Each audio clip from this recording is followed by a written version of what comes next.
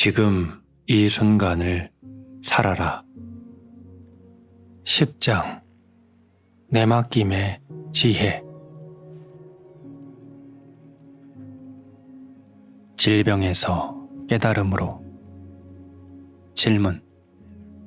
누군가 중병이 들어서 자신의 처지를 완전히 인정하고 그 병에 자신을 내맡긴다면 건강을 되찾으려는 의지를 포기하는 것이 아닌가요? 그 사람에게는 질병과 싸우겠다는 각오가 더 이상 없지 않은가요? 내맡김은 지금 있는 그대로를 아무 조건 없이 기꺼이 받아들이는 것입니다. 우리는 지금 삶의 조건이나 환경에 대해서가 아니라 생명에 대해 이야기하고 있습니다. 이 점에 대해서는 앞에서도 이야기한 바 있습니다. 질병이란 무엇일까요? 질병은 삶의 상황을 이루는 일부입니다. 그러니 질병에는 과거가 있고 미래가 있습니다. 지금의 치유력이 당신의 의식적인 현존을 통해 활성화되지 않는 한 과거와 미래는 방해받지 않고 계속 이어집니다. 당신도 알다시피 삶의 상황은 시간 속에서 존재하고 삶의 상황을 구성하는 수많은 조건 밑바닥에는 더 깊고 더 본질적인 무언가가 흐르고 있습니다. 그것이 무엇일까요? 당신의 생명, 시간 없는 지금 속 당신의 존재 자체입니다.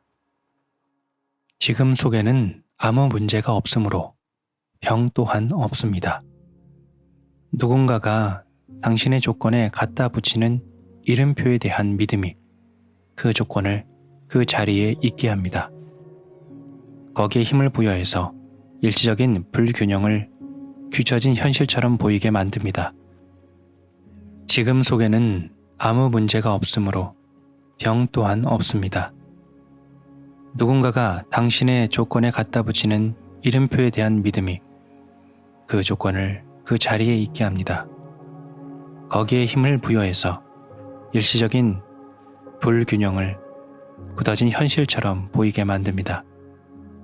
그럼으로써 병이 확고한 현실이 되고 예전에는 갖고 있지 않았던 시간의 연속성을 갖게 되는 것입니다.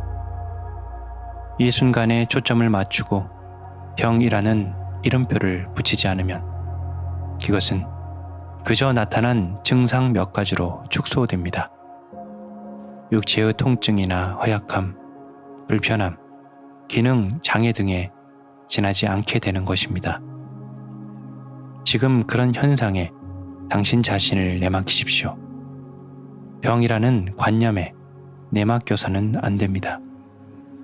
고통과 하나가 되어 현재 순간에 강한 의식적 현존 상태에 들어가도록 하십시오. 고통을 허용하십시오. 깨달음을 위해 고통을 이용하십시오. 내맡긴다고 해서 지금 있는 것을 변화시킬 수 있는 것은 아닙니다.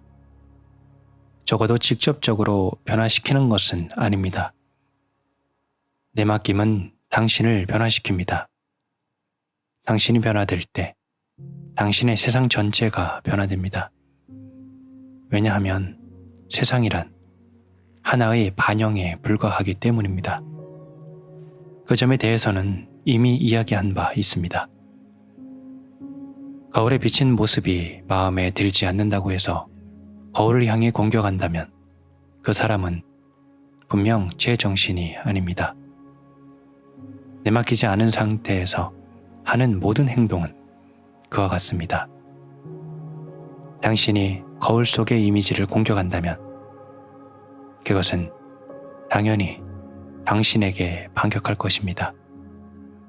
어떤 이미지라도 그대로 받아들이고 다정하게 대하면 그것도 우리에게 다정해질 수밖에 없습니다.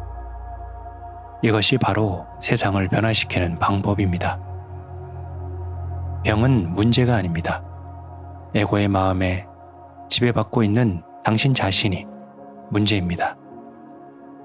병이 나거나 불구가 되더라도 어떤 식으로든 실망하거나 자책하지 마십시오. 불공평한 삶이라도 탓하지 마십시오. 자기 자신이 탓하지 마십시오. 그 모든 것이 저항입니다. 중병을 앓고 있다면 깨달음을 위해 그것을 이용하십시오. 살다가 나쁜 일이 생기면 깨달음을 위해 그것을 이용하십시오. 질병으로부터 시간을 철수시키십시오. 거기에 과거나 미래를 부여하지 마십시오. 강한 현존의 깨어있음 속으로 들어가는 기회로 삼도록 하십시오. 그리고 무슨 일이 생기는지를 보십시오. 연금술사가 되십시오. 쇳덩어리를 황금으로, 고통을 깨어있는 의식으로, 재난을 깨달음으로 바꾸십시오. 중병을 앓고 있는데 이런 말을 들으니 화가 나십니까? 그러면 그것은 그 병이 당신의 일부가 되었다는 증거입니다. 그래서 당신 자신의 정체성을 보호하고 있는 것이고 질병 자체를 옹호하고 있는 셈입니다. 병이라고 이름표 붙는 그 조건은 진정한 당신 자신과는 아무 상관이 없습니다.